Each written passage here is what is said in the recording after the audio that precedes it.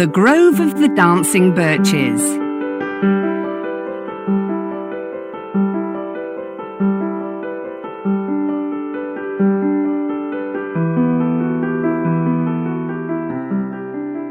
In the mountains of northern Kazakhstan, there is a lake with clean water called Birch.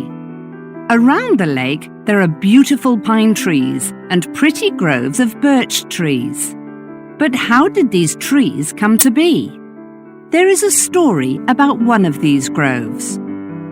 Once upon a time, there was a lovely village by the side of Birch. One day, its people decided to organize a special festival.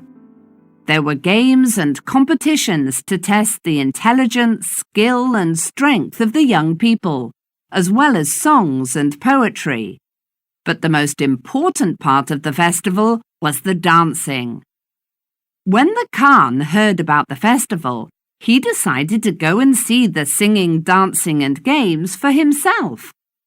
But he realized that if any of the other people recognized him, they would be uncomfortable and wouldn't dance or sing freely.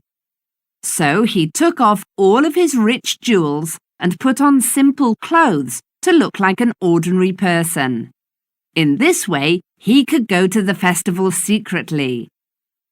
At the festival, everyone was having a great time playing games and sports.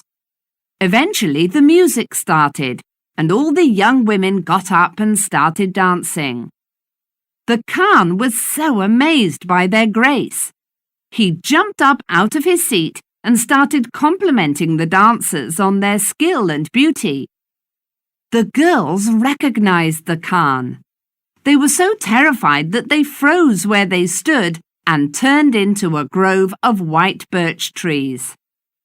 To this day, many people from Kazakhstan and other parts of the world travel to the Grove of the Dancing Birches to admire its beauty and hear the incredible story of the Khan and the girls who became trees.